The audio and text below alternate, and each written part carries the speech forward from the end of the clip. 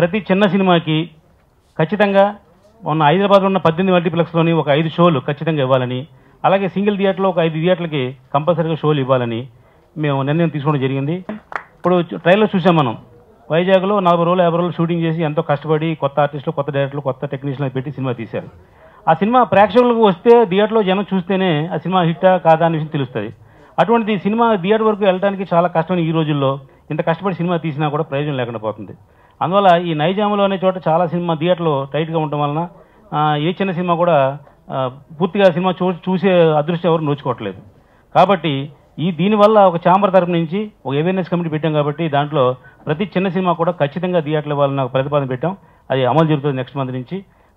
ఈ చిన్న సినిమా కూడా ఆ సినిమా ఈ కొత్తగా వచ్చే ప్రాజెక్టులో చేర్చి అందరికి కూడా ప్రేక్షకుల అభిరుచికి ఇది అర్థం పట్టేలాగా ఉండాలని మనస్ఫూర్తిగా కోరుకుంటున్నా. ఒక చిన్న సినిమాగా స్టార్ట్ అయ్యి ఇది ఒక పెద్ద సినిమా అవ్వాలని కోరుకుంటూ మా ప్రొడ్యూసర్ తేజ గారికి, డైరెక్టర్ వెంకట్ గారికి, మిగతా హీరోయిన్స్ అందరికీ కూడా ఆల్ ద బెస్ట్ చెప్తూ thank you very much.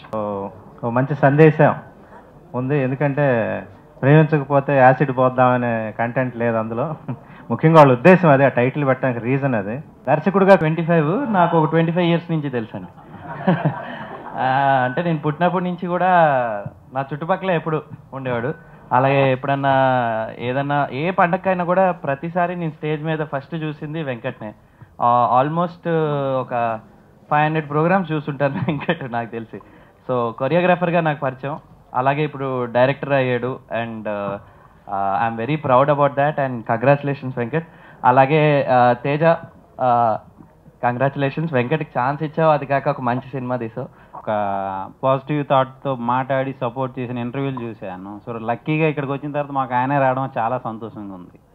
That తర్వాత నిఖిల్ గారు ఉన్నారు, ఆయన ఆల్మోస్ట్ చాలా బిజీగా ఉన్నా ఒక చిన్న సినిమా ఇట్లా మేము వైజాగ్లో అంటే వస్తానన్నారు. వైజాగ్లో కాదని హైదరాబాద్ నేను వస్తాను అంటే హీరో అని పక్కన పెడితే ఆయన ఎవరికైనా నేను సపోర్ట్ చేస్తానని చెప్పి, మీకు ప్రమోషన్ పరంగా నేను ఎక్కడికి వచ్చానా మీకు సపోర్ట్ చేసే బాధ్యత నాది, మీరు ఎక్కడైనా ప్లాన్ చేయండి, నేను సినిమా షూటింగ్ షెడ్యూల్ ఉన్నా సరే ఆ టైంలో డైరెక్ట్గా ఇప్పుడు ఆయన షూటింగ్ నుంచి వచ్చేసారు, మేకప్ అంతా అలానే ఉంది. సో అది లైక్ హ్యాండ్స్ కానీ అవన్నీ అట్లా కలర్స్ అలానే ఉన్నాయి. ఆయన ఇంకా ఈ ట్రాఫిక్లో వచ్చి మా కోసం ఈ సపోర్ట్ చేసి ఈ గెస్ట్గా ఆడియో లాంచ్కి వచ్చి ఆయన అలా ఆడియో లాంచ్ చేయడానికి వచ్చినందుకు చాలా కృతజ్ఞతలు తెలుపుకుంటున్నామండి మేము. అండ్ మా వైజాగ్ హీరో ప్రిన్స్, ఆయన కూడా షూటింగ్ నుంచి అలా రావడం జరిగింది.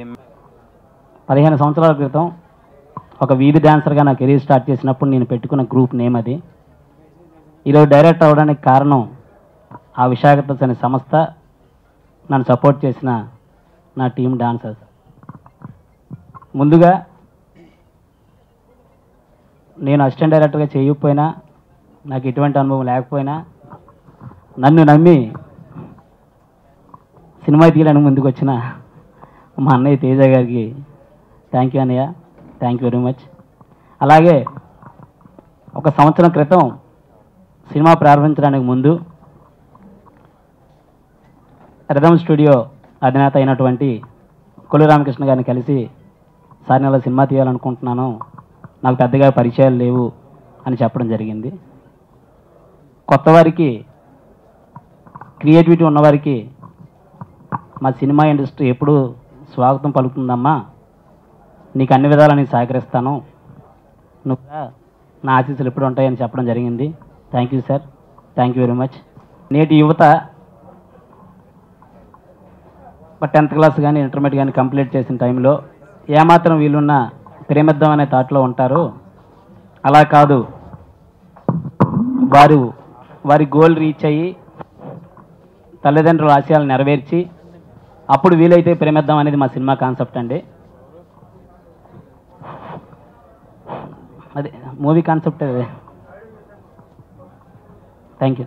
సినిమా చిన్న సినిమా పెద్ద సినిమా అంటూ ఏమి ఉండదండి. సినిమా ఒక్కసారి it censored as like feature length film అన్నప్పుడు ఒక ఫీచర్ లెంత్ ఫిల్మ్ కింద ప్రతి సినిమా ట్రీట్ చేయాలి. అండ్ ఇప్పుడే సార్ అన్నట్టు కొత్త రూల్స్ పాస్ అవుతున్నాయి దట్ ప్రతి సినిమాకి ఈక్వల్ అండ్ ఛాన్స్ ఇవ్వాలని చెప్పేసి. సో మినిమం 5 థియేటర్స్ ఇవ్వడం అనేది it's very very good thing and I hope that's gonna be implemented.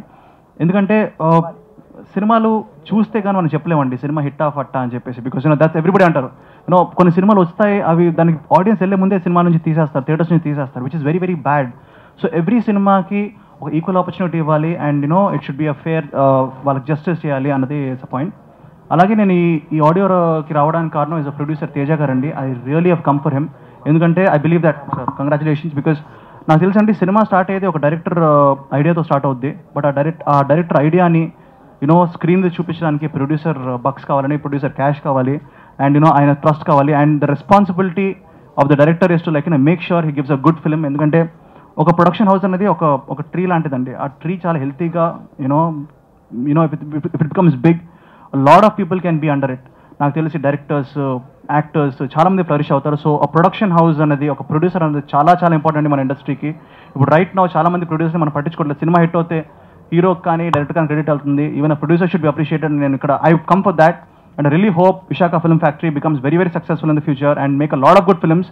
And నా సినిమా ట్రైలర్స్ చూస్తుంటే నాకు అర్థమైంది ఒకటి ఏంటంటే, ఒక మంచి మెసేజ్ ఇచ్చారు, బట్ ఆ మెసేజ్ని చాలా నీట్గా ప్యాకేజ్ చేసి కొన్ని కమర్షియల్ ఎలిమెంట్స్ యాడ్ చేసి చూపిస్తున్నారు. సో ఇన్ ద ఎండ్ నాకు తెలిసి వీలైతే ప్రయోద్దాం డూడ్ అని ఉంటే కూడా బాగుంటుంది అనిపించింది. బట్ ఆ సినిమా డైరెక్ట్ కాపీ ఉంటుంది. బట్ ఐ హోప్ ఈ సినిమా కూడా మీరు వీలైతే కాదు తప్పకుండా సినిమాకి వెళ్ళండి. Thank you so much.